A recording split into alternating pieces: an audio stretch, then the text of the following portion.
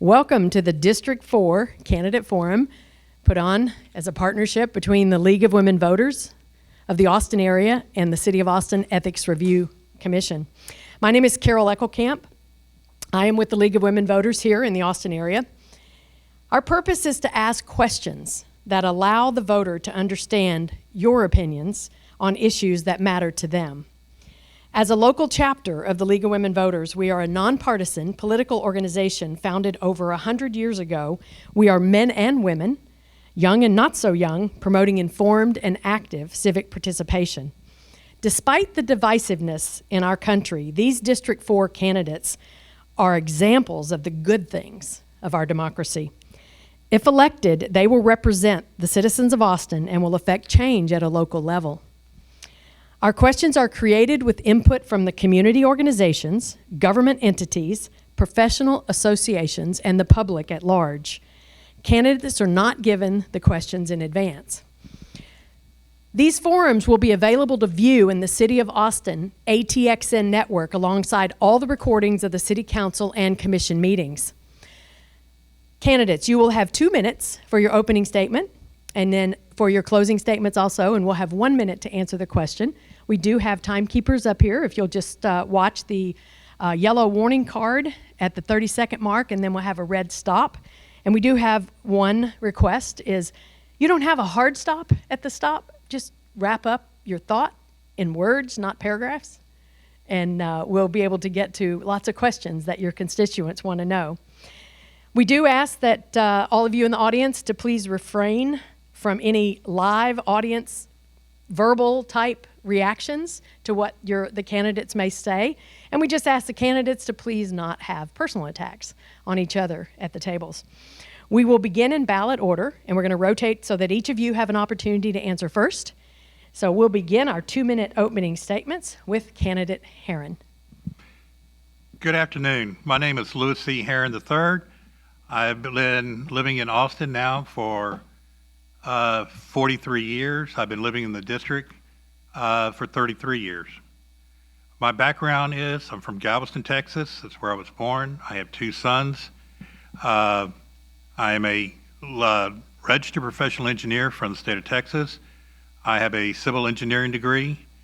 Most of my work, though, has been in environmental engineering for the last 40-something years. The reason I'm running is because this city needs to get back to basics. We need to get to health and safety. We need to get, we just need to change the way the city's going. We're spending way too much money. We have no idea how our money's being spent. And we need to have a better idea of what's going on. If I'm elected, I'm going to be pushing for an audit. I'm going to be pushing for more community policing. And I'm going to be trying to come up with a better idea for the homeless. Thank you.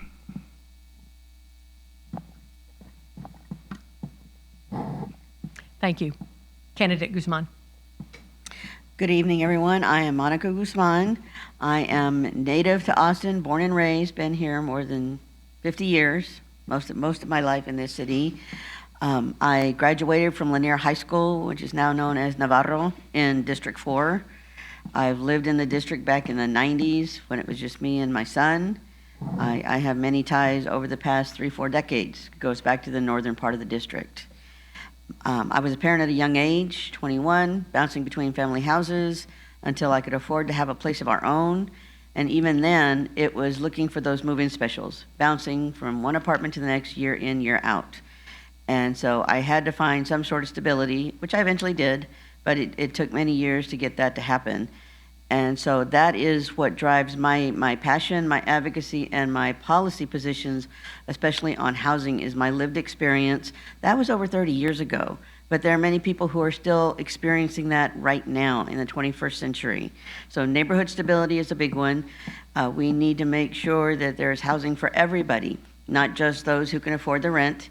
Even though it's come down, approximately 10% is still at the high end.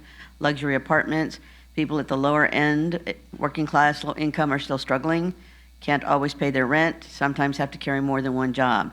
We need permanent supportive housing for the homeless, something real with wraparound services.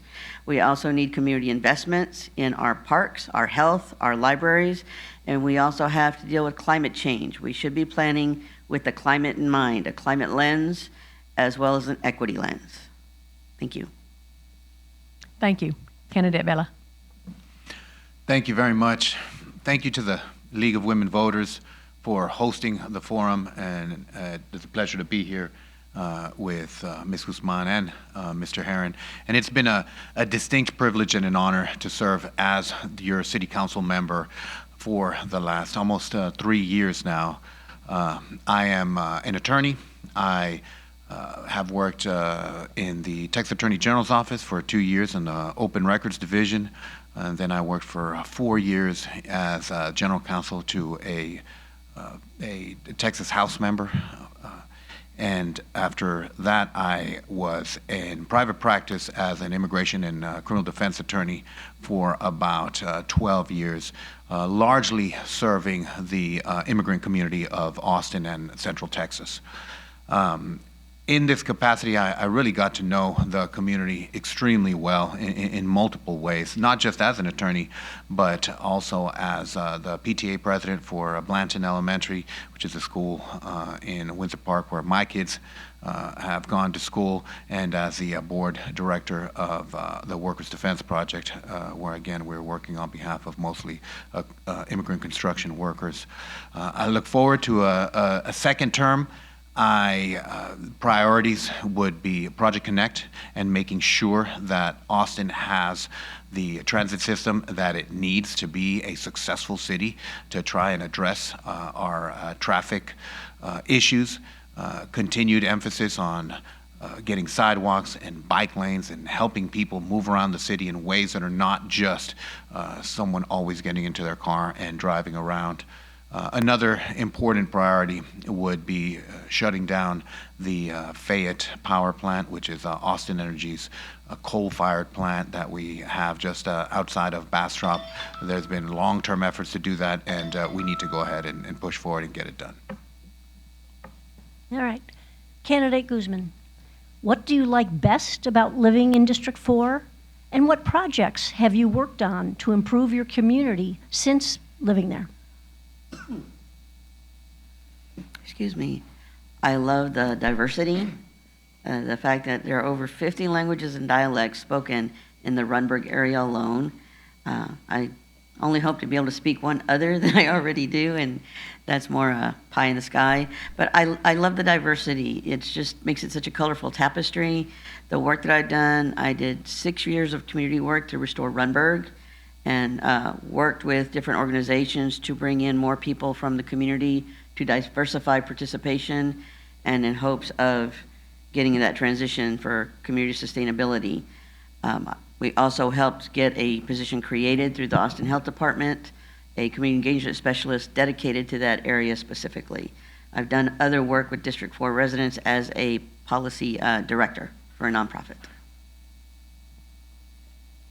Candidate Vea, same question. What do you like best about living in District 4, and what projects have you worked on to improve your community since moving there? The people of District 4 are what I like best. It's a very practical district. It's a working class district. Folks are friendly, approachable. The diversity is phenomenal, which also brings excellent food throughout the district, which is another great pleasure of living here. In terms of what I have worked on, the District 4 has traditionally been neglected by the city. In the shift to single-member districts, focus really returned to not just kind of your core central city neighborhoods, but what about the other neighborhoods that have traditionally not received the same amount of city services? So the sidewalks, park improvements, we've had a number of new parks. Highland Neighborhood Park just opened. Brownie Park is about to open. Pomeroy Park just opened in Windsor Park. So those are the kinds of quality of life improvements that I've been working on as your council member. Candidate Herron, what do you like best about living in District 4, and what projects have you worked on to improve your community since moving there? What I like, I've been living in my neighborhood for, like I said, over 33 years now. I like my neighbors. I like the area that I live in. Stuff that I have been doing off and on is we have a little park in our neighborhood, which the city comes out and mows twice a year, but we have neighbors. I can't say I've done this many times, but we have neighbors that go out there and pick up, let's say, things that you really wouldn't want your kids to go to the park for, needles and stuff of that nature. And I've been an assistant scoutmaster, and I've been working for many different things. It's not so much District 4. I've been working on different things throughout the city, from being on the advisory council for Johnston High School, working at LBJ, which are not in my district, but they're, in here. So I've done different things, but a lot of the stuff I've done more is on state level than on city level. Thank you. We'll begin with candidate Bella on this one. The City of Austin has experienced a global pandemic, several large-scale damaging weather events, and a very public conversation over policing in our community. What leadership skills do you have that qualify you to lead us through a similar type of event? I have a lot of experience in very difficult and stressful situations, similar to what you described Austin's experience over the last 5 or 6 years. I was a trial lawyer handled multiple asylum cases where my clients' lives were on the line.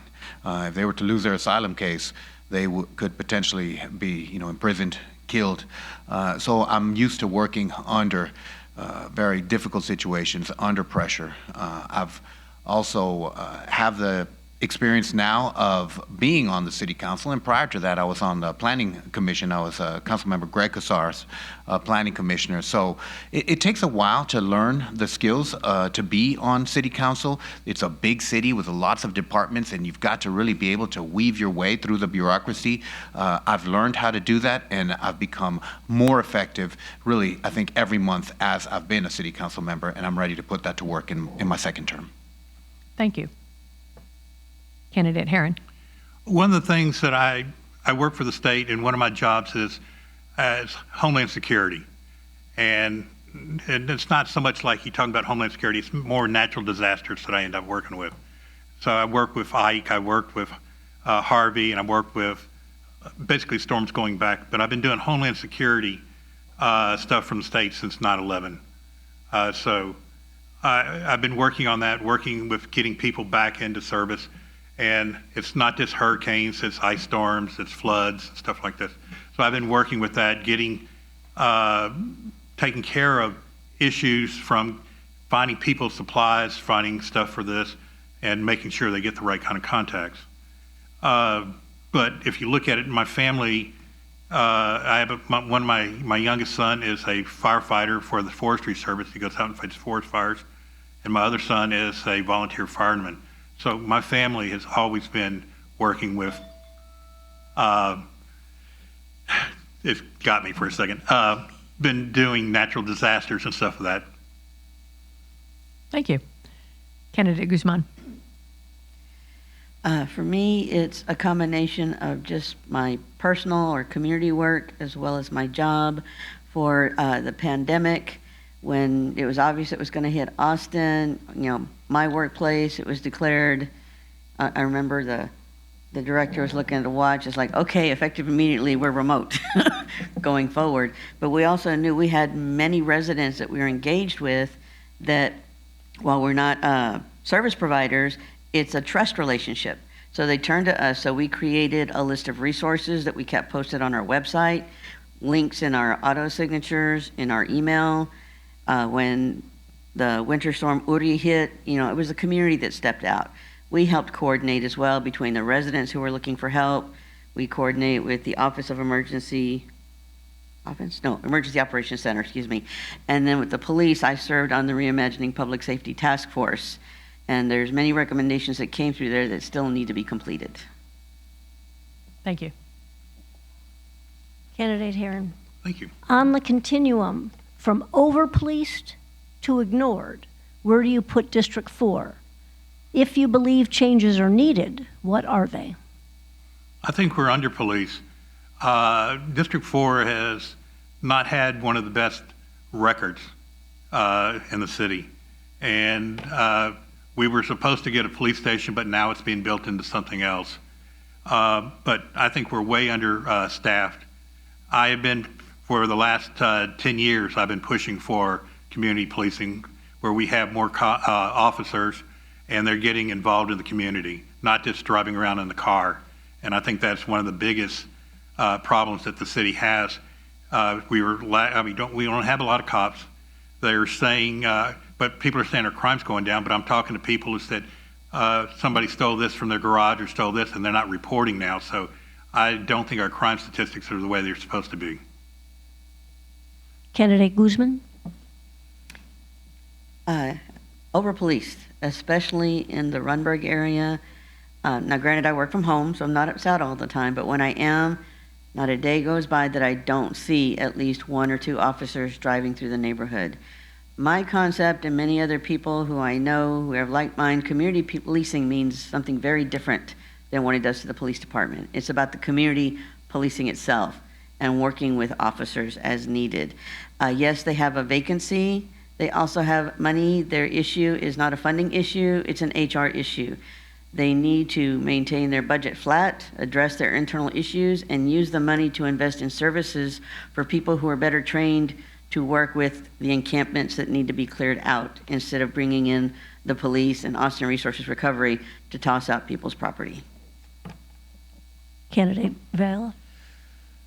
So there are hot spots within the district that do need more attention, not just from the police, but really from a broader range of agencies. I'm thinking of the corner of Manor and Rogge, the corner of Georgian and Powell, where there have long been kind of crime and other issues have popped up in those specific areas. We need to address those. We can't just let that go on and ignore the problem. But broadly speaking, we need to increase our level of non-police public safety services, particularly mental health.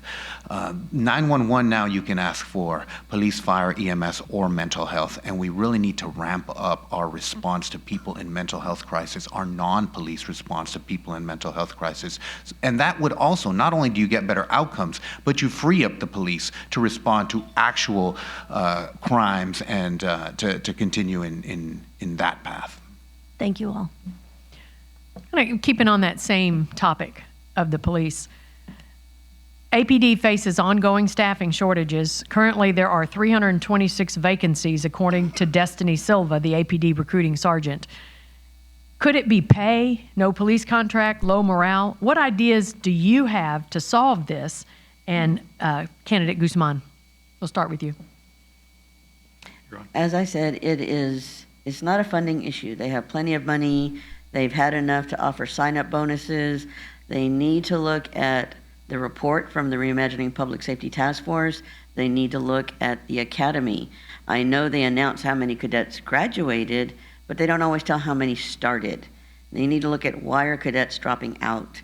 The chief has the authority to move officers around, and again, there's a lot of issues that the police are sent to that they're not trained for, and it should be someone better trained. That way they're available to respond to a real issue, an assault, a robbery, or worse. So it's internal, cleaning house, and community investment. The combination is needed. Thank you. Candidate Vela. The pay is not the concern. We just did a wage study for Austin Police, and for our first year, second year, third year officers, we probably should bump up the pay to be a little more competitive on a statewide basis. But after that, we are the highest paid police department in the state, which is good. We should be the highest paid police department in the state because we demand a high level of accountability and transparency from our police officers, and they should be paid commensurate with the responsibilities and the professionalism that we demand of them. Morale is low. I talked to the officers. They don't feel appreciated by the community. We need to work on that. One thing that we have done recently, which should be a big step, is we've just hired a new police chief. And actually today we are announcing a new assistant city manager for public safety. Those are important steps and that leadership should help us get things, improve things in the Austin Police Department. Thank you. Candidate Herron. What I see talking to policemen is that they don't feel like they get support from city council. It seems like the city council is constantly causing them more trouble than helping them out. Like I said, I think the morale is low. The way the city council is the face of the city. If they put on a positive face, it should be a better positive face, but the city council, it's totally against, the way I see it, is against the police. And I think when I've talked to officers, I think they feel that way too. Thank you. All right, Candidate Vela, we'll start with you on this one. Let's talk a little bit about the environment and some of the city's goals. The City of Austin's own climate goals have been missed, and new ones are suggested by different groups for 2030, 2035, and 2040, some wanting a 75 to 100% reduction of greenhouse gas. Where would you rank the importance of city initiatives that address this climate change? Those are among the most important goals in the city, and there's two projects in particular that if we do not make these two projects happen, there's absolutely no way we can meet our climate change goals. One is Project Connect. We've got to get people out of their vehicles and into transit or walking or biking or using a type of transportation that does not create emissions. Too many of our residents continue to just drive everywhere all the time. We're not going to be able to meet our climate goals if that continues. The second major project is the Fayette Power Plant out in Fayetteville. That has to be shut down. It's hurting our air quality. It's the single largest source of carbon emissions in the city. Again, we are not going to be able to meet our climate goals unless we shut the Fayette Power Plant down. It's complicated because we don't own the plant in its entirety. We have a partnership with the Lower Colorado River Authority who doesn't want to shut it down, but we need to continue to press them. Candidate Herron. There is a lot of things the city can do, but the city is also hammering on themselves with this home initiative. They want people to go if they get electric cars, but when you're no longer having driveways, you don't have a plug that's going to go all the way out to the street to plug in your car. The city is also going to be, as I disagree with, they're saying you put 3 houses on a lot, and they're going to cut trees down. They're going to cut grass down, and they're the ones to pick up our carbon. And just to let you know, I disagree with shutting down the power plant because what it needs, it's 50 years old, but it needs to be upgraded to meet current standards. That's the problem. The city is looking at going electric. I mean, they're looking at shutting down too many of their power sources because we got a group that wants to shut down the nuclear plant. They got a plan, and go to wind and solar. That is ridiculous. Look what happened in Germany. Look at what happened in other places that have gone that way. So, Candidate Guzman, where would you rank the importance of city initiatives that address climate change? Climate change is very, very important, especially for District 4 where the urban heat effect is concerned. We need to increase our urban canopy, protect the trees that we have, add more. We have a lot of people who are using public transportation, which is what's desired, but they need shelters. They need to be treed to make them a little less hot, especially in the middle of the summer. We need to see about using natural flood mitigation. And a big thing with the home initiative is the impervious cover is depending on the type of lot. If it sits at a higher elevation, there could be lot-to-lot flooding issues. While that's not climate environment necessarily, it's still a flooding issue versus torrential rain.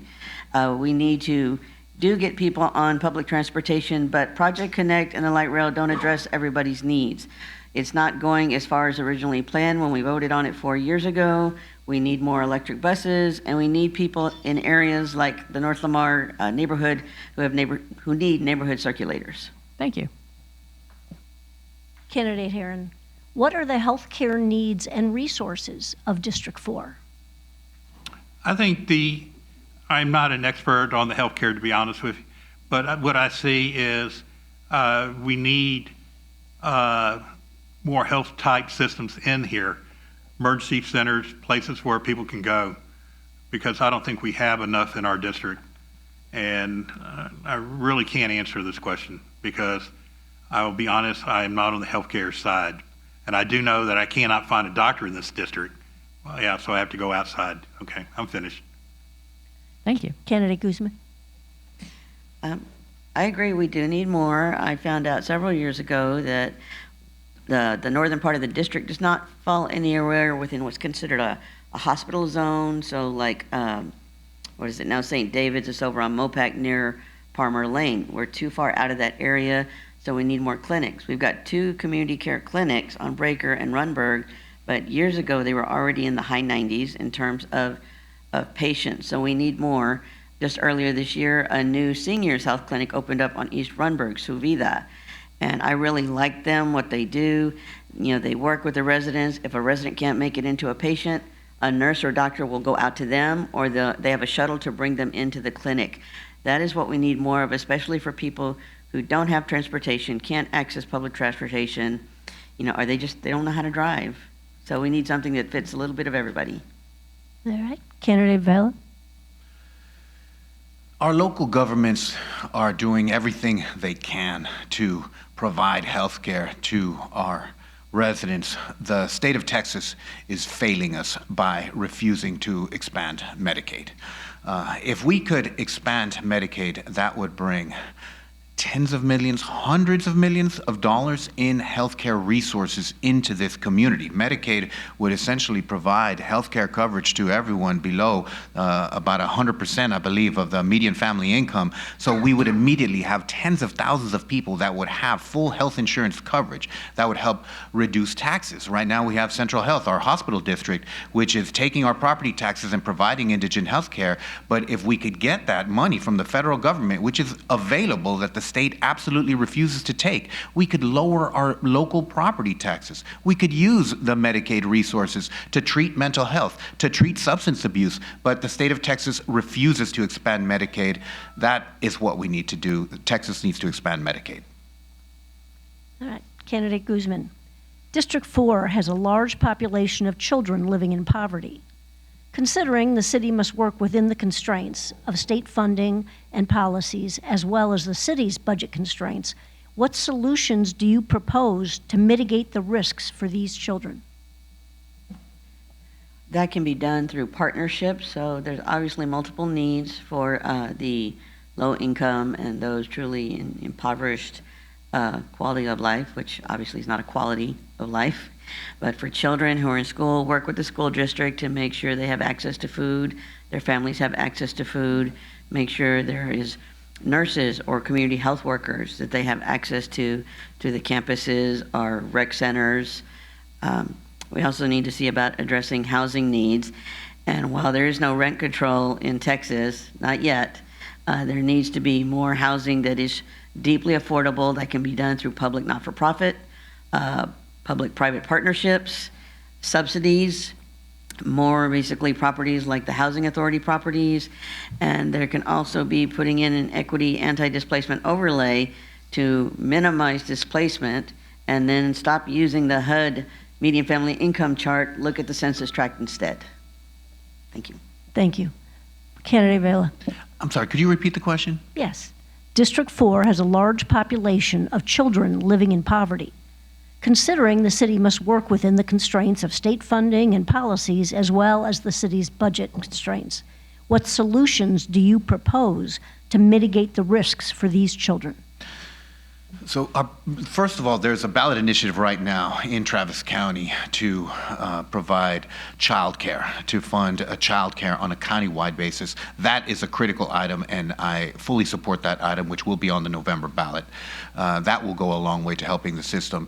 Partnerships between the City of Austin and the school district are critical to improving child welfare. The city right now funds parent support specialists for Austin ISD, and we're looking at deeper partnerships to see where we can continue to partner with AISD and hopefully shift some of the costs from AISD over to the city because of, again, to go back to the state of Texas, the broken school finance system. At this point right now, more than half of every dollar that we pay in school taxes leaves the Austin area and goes to the state. The city and the school district need to partner and try and reduce that unfair tax burden. All right. Would you like me to repeat the question, Candidate Herron? No, I think I can answer it. We need more childcare. That's a given all through the state, all through the city. And the city has to work with partnerships. We need businesses and all that to go into that type of service. But we need to find places to do it. We need to find safe places to do it. We can do it at schools. We can do it at some of the rec centers, but District 4 really doesn't have that many rec centers. And it's 30 seconds are up already.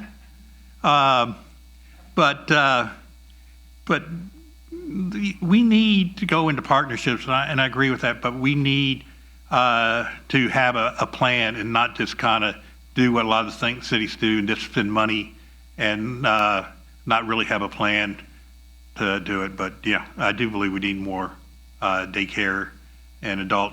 Well, actually, we need things from, and I got to hit stop. But basically, we need stuff from all age groups, from the young kids even up to the teenage groups to go play. Thank you. All right, Candidate Bella, we're going to move a little bit into city services. Let's talk city services here. What grade, A through F, would you give Austin Water for its upkeep of the municipal water supply, including the purification systems, the sewers, and the drainage? And what do you base this grade on? That's a great question. I would give Austin Water an A-. Our water quality is good. Our water consumption, we have lowered our per capita water consumption, which is absolutely critical given our kind of semi-arid environment that we have here in Central Texas. But it's leveled out, and we need to continue to push that average water consumption down a bit. We have started new programs, this Purple Pipe program, which essentially recycles some water for for example, lawn uses or for flushing toilets for situations where you don't need to 100% purify the water. It saves money, it saves energy. And the Water Forward plan that Austin Water has put together is extremely innovative. One of the items is that we're currently looking for a cavern in the eastern areas of the city to store water. We lose a lot of water through evaporation from our lakes, and that's an ongoing problem. Thank you. Candidate Herron. I got to be careful because I work for the agency that regulates all these deals, and under the rules, I cannot talk about City of Austin services because I have a lot of restrictions. I work for a regulatory agency. But some things I can tell you is I did write the reuse, the purple pipe as he was talking about. I wrote those rules. One of the things that happened to me years ago, I applied for the job to be head of the purple pipe system or the reclaimed water system. And the city told me, since I wrote the rules, remember this, I wrote the rules. The city says I could interpret the rules. And yet, once they hired somebody, they came to me and asked me to train them. So the city, I would say, needs to learn what they're supposed to be doing. Otherwise, I can tell you, I can give you a grade, but I regulate them. I can't do it. Thank you. Candidate Guzman.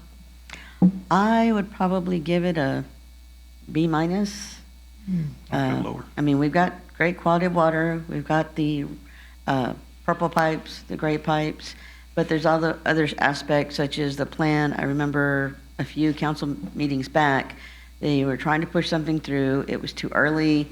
Not everybody understood what their plan that they were trying to put forth. Even I didn't understand it, and I'm a policy director, and I couldn't make heads or tails of it.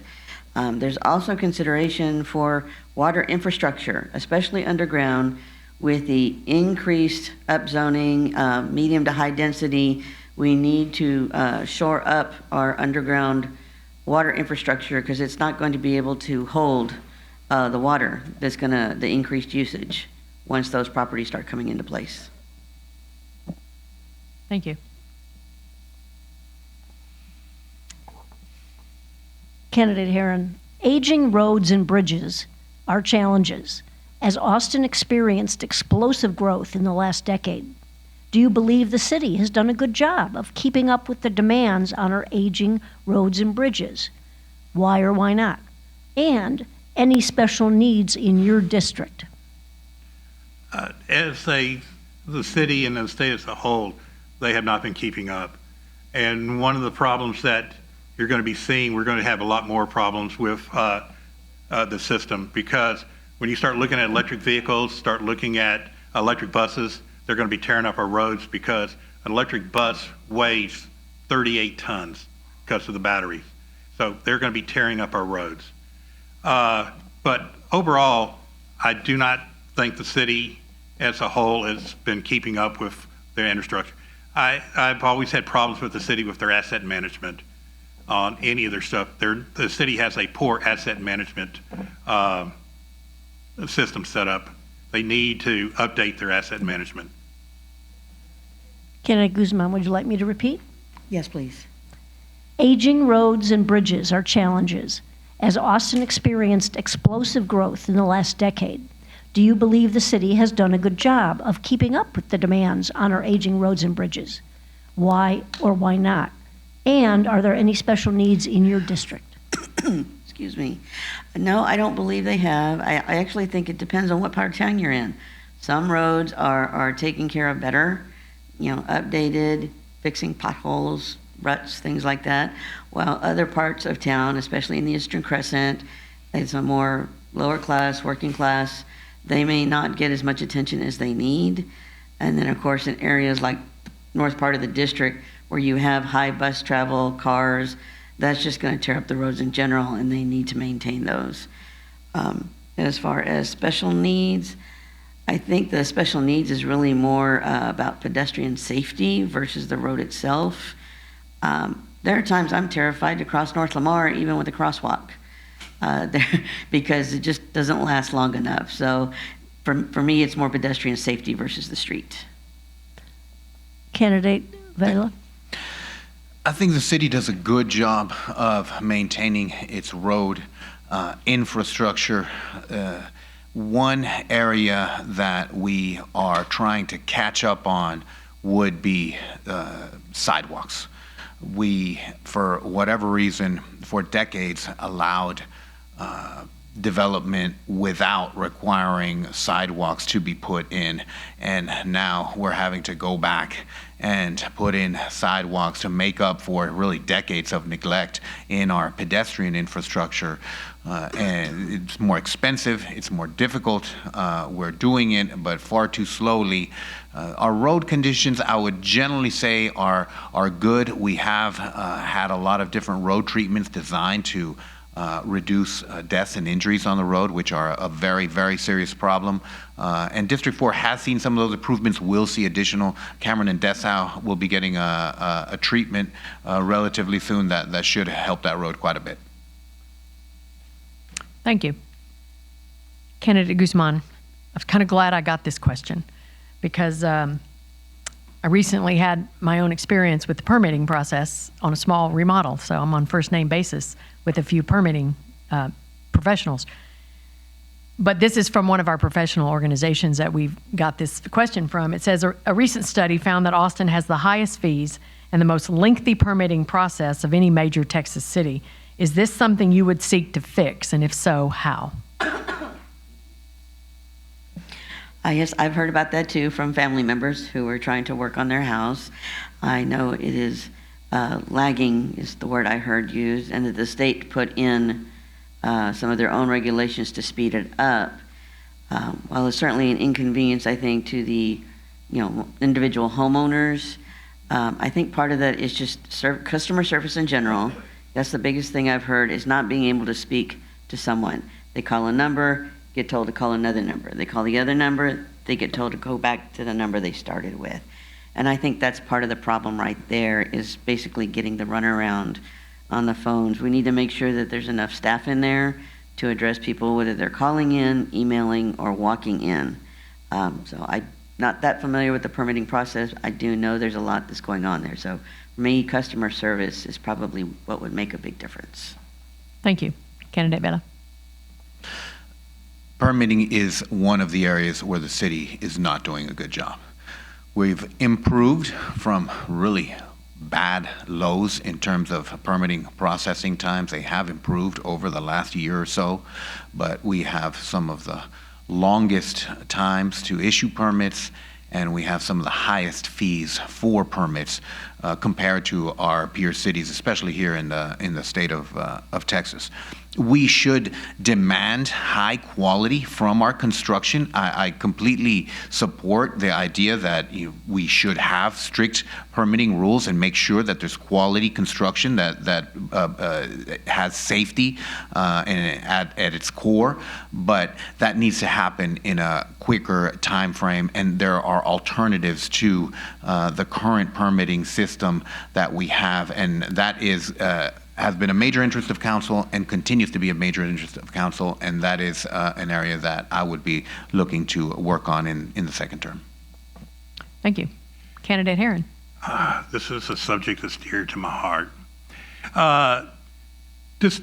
One of my jobs is review plans and specs, and I train my staff to be consistent. So if one gets a problem with another, we've been dealing. This has been a question for the last 10 years. Ever since we went to the 10-1 council, this has been something everybody's been complaining about. The city of Austin, the complaints I get from developers is they rather not even deal with city of Austin. They want to go to the surrounding towns. But the complaints are they will come to Austin, somebody will review it, they make the changes, and somebody else will review it and have new changes that they want to be made. Sometimes they want to go back to the way the other things. There's no consistency in the city. If one of the things that I would work on is to try to get the city manager to have a consistent training schedule so we can get stuff out. And the other thing is the fees are ridiculous that the people have to pay in this town. Thank you. So carrying on with a similar theme, and Candidate Bella, I think we start with you on this one. Is that right?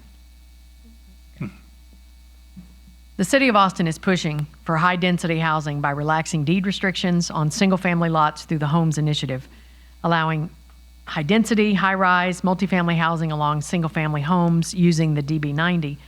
Does this plan improve the quality of life for Austin, or is it sacrificing the quiet character of single-family neighborhoods? So we need additional housing in the city of Austin.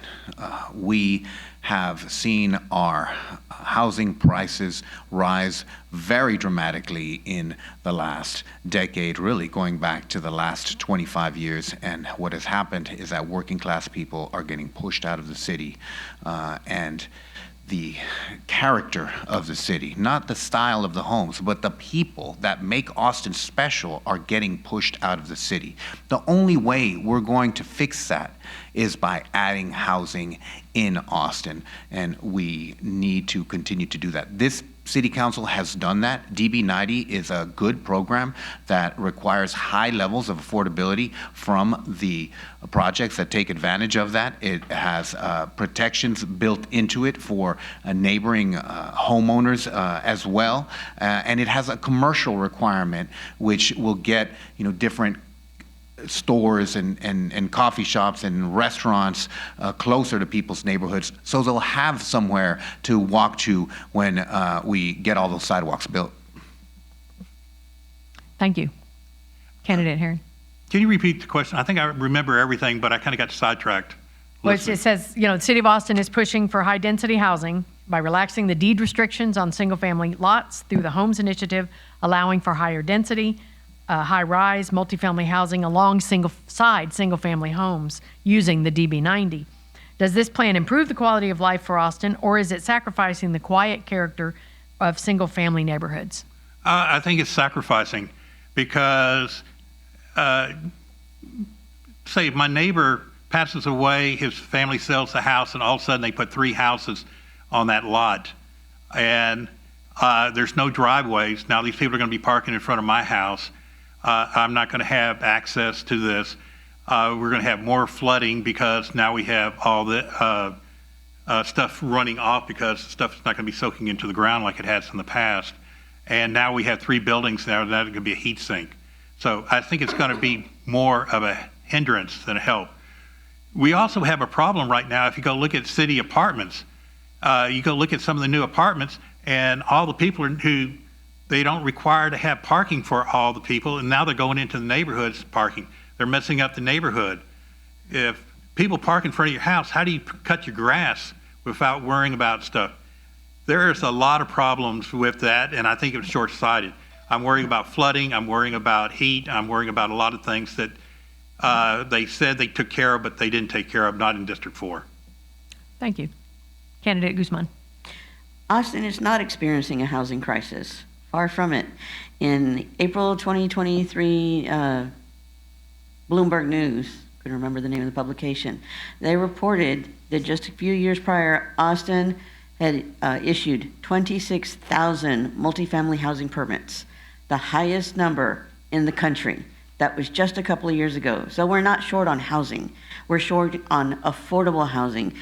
As people, especially people who are low income, working class, and District 4 is a low income district.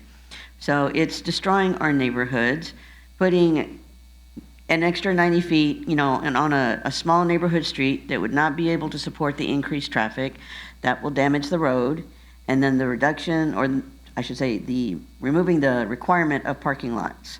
Now, granted, they may still put one, they may not, and when there isn't, that means more streets on the road, just as candidate Herron was saying. We already have that issue in the Runberg area. We don't need it. Thank you. Candidate Herron, Yes, ma'am. what will the biggest economic challenges be for Austin? And is Austin in a good position to continue to attract large and small businesses? I am worried that Austin is going to start pricing out. You see that SpaceX and all that went to Bastrop. Dell, when they were in Austin, they moved to Round Rock. You see Samsung they're moving to the surrounding areas because Austin's such a hard place to have businesses. A lot of small businesses going through the permitting process is costing a lot of money. Austin is going to be their own problem, the way they're doing it. We are moving more like California, and I see us screwing up what most people moved here for. The quality of life I see is going down, and I would push for the quality of life to go back up and to make Austin a more livable, fun city. One of the things that, on going back to housing, it cost, at least a couple years ago, to build a house, it cost over $200 a square foot. And at that price, you're not going to be able to afford a lot of housing in this town. And it's due to permitting and other problems. Candidate Guzman, Would you mind repeating the question again, please? I'm sorry. what will the biggest economic challenges be for Austin? And is Austin in a good position to continue to attract large and small businesses? I think it's just going to be an increased haves versus have-nots. The larger businesses, certainly that, can afford to be here, the higher cost of land, whether you're buying it or leasing it, they'll be fine. Those who may not be struggling from one month to the next, but they're not swimming in money either, it's going to become troublesome, especially in the district north of Research, the northern part. That's what I like to call the mom and pop places, the small restaurants, small stores like Michoacana, La Hacienda, the Peace Bakery on Lamar and Breaker, the small businesses that make it such a diverse community. My concern is that they're going to be forced out, especially when we see the DB90s or, mixed use on the corridors, I fear that Lamar is going to turn into East 6th Street or South First, the boutique shops, not the ones that are there now. Thank Say you. so, Congress. Candidate Vela. Thank you. Labor supply, trained workers, people that are ready and willing to take the jobs that are available. I think it's going to be the number one challenge for Austin's economy going forward. We have one of the lowest unemployment rates in the country, and the city right now has about an 11% vacancy rate.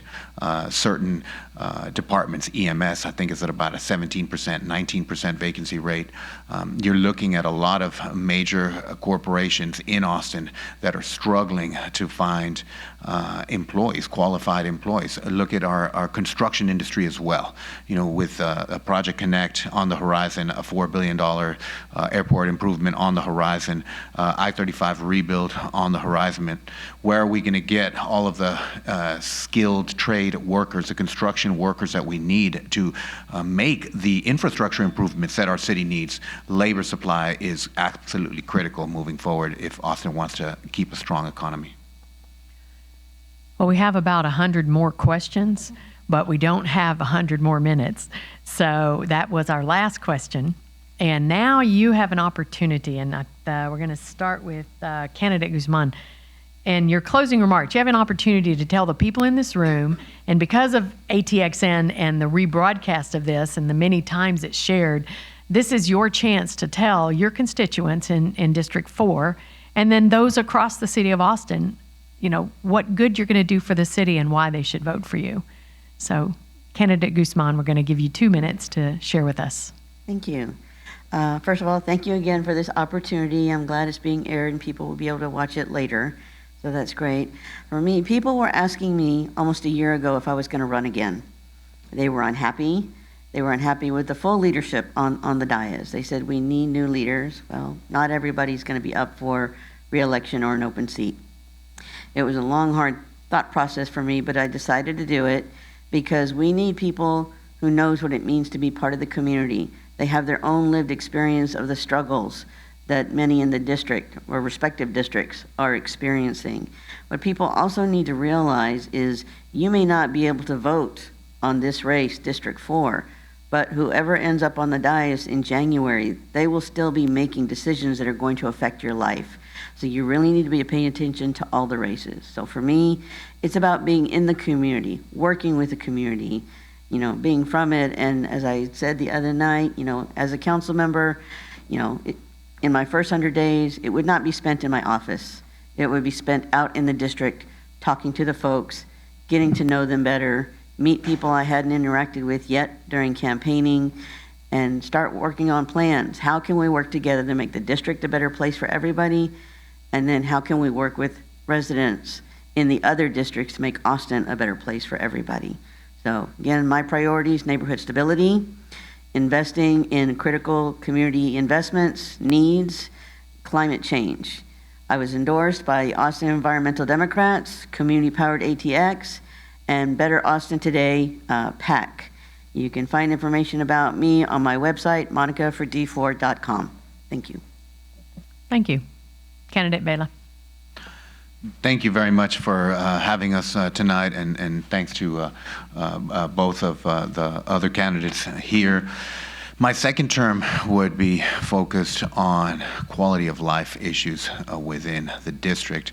We've had to tackle a lot of major citywide problems in my first term, a lot of the housing and planning and zoning issues.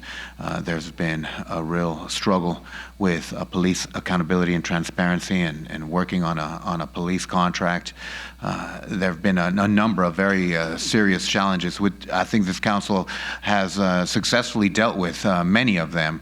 The second is the second term. I really want to dig down into those individual quality of life issues, the quality of the parks, the quality of the recreation center, making sure that District 4, which has been historically neglected in terms of investment and in terms of infrastructure, continues to, that the city continues to make up for its past disinvestment in the district. We're doing that. We've gotten a disproportionate share of parks investment, of sidewalks investment, but we need to continue to move forward to make sure that the working class folks of District 4 have access to all the city improvements, the amenities, the recreation centers, the parks, the cultural events that make Austin great. Again, it's been an honor and a pleasure to serve as your council member in this first term, and I look forward to returning with everything I've learned, with all the experience I have, and have an even stronger and more effective second term. Thank you. Thank you. Candidate Herron. Yes, if you, just so I don't forget, if anybody wants to, then go to my website. It's Louis Herron, LouisHerrin.com. And that site is being updated right now. Hopefully it's going to be, the current thing will be live pretty soon. But the thing is, if you like the way the city council is being run right now, vote for our current council member. But if if you don't like it, look at some of the other candidates. I will tell you, my background is a civil engineer. My job is to look at big problems and break them down and to solve the problems. I am listed as a problem solver. People from all the cities all over come call me to figure out how to fix their problems. I am an environmental engineer. I do deal with water, wastewater. The other thing that my background is, I do have a background in railroads. I do know when 4 years ago when they were talking about Project Connect, and I have 1 minute, Project Connect, they said the thing was going to cost $7 million. I looked at it and I was saying it's going to cost us over $50 billion. And now you see that they cut it in half. Now it's 11, but it's going to probably be somewhere around 20 for what they're looking at. The city always lies to us, and you have to and look at their ballot predictions. But I am a person who is going to be straightforward. I will be arguing for straight ballot information. But like I said, I am a civil engineer. I work to solve problems, and the other thing is I'm a fiscal conservative. I make sure we spend our money well. Not that we don't spend money, but we spend the money and get the best project for it. And again, if you like the way the city council is being run right now, which most people I talk to don't, vote for our current candidate. Otherwise, vote for one of the other candidates. And hopefully me. Thank you. Let's give these guys a big round of applause for coming out. I have been asked to tell you guys sitting in the room, if you have a parking ticket, you don't need it because the gates are going to be open from 6 to 9, okay? So you can get out of the garage by 9 o'clock, okay? But I do want to thank you guys very much for your sincerity in answering these questions tonight. But I'd like to address the audience that are here and that are listening at home and listen to the recordings. In my intro tonight, I told you guys that the candidates here had an opportunity to affect change, but truly it's the people at home, it's the people that are going to vote. It's the voters in District 2 and across the city who hold the power of our democracy. We all have the privilege to elect a representative and the obligation to hold them accountable once they're in office. To aid in making decisions that are going to help elect these candidates, the League has a voter's guide, and it will be online soon. It will be available in print. Online, it is at www.lwvaustin.org. That's lwvaustin.org. It's in English, Spanish, Vietnamese, and Chinese online, and we do a printed guide in English and Spanish. We have the site that is www.vote411.org. That will go live soon, and it contains your complete ballot information based on your address. You can go to the site, you can view it before going to the polls, you can even print it off and take it in with you, along with any other voter's guide that you have that's in print. Remember that our voter's guide is in most of the Austin Public Libraries, and that due to Texas law, you cannot take digital devices into a polling location. There are some dates to remember. We want to remind everybody about the early voting starts Monday, August 21st, and the early voting ends Friday, November 1st. October. I said August. I'm thinking summer. It's so hot. October 21st. Thank you. And it ends Friday, November 1st. Our election day is Tuesday, November 5th, and the polls open from 7 a.m. to 7 p.m. on election day. Curbside voting is available at every polling location, and there are directional signs that are outside in the parking areas. We really appreciate your attention tonight. We appreciate the candidates being here with us. I know you guys are really hitting the campaign trail hard, but wherever you're listening and watching, please participate in our democracy and go and vote. Thank you very much. Y'all have a good evening.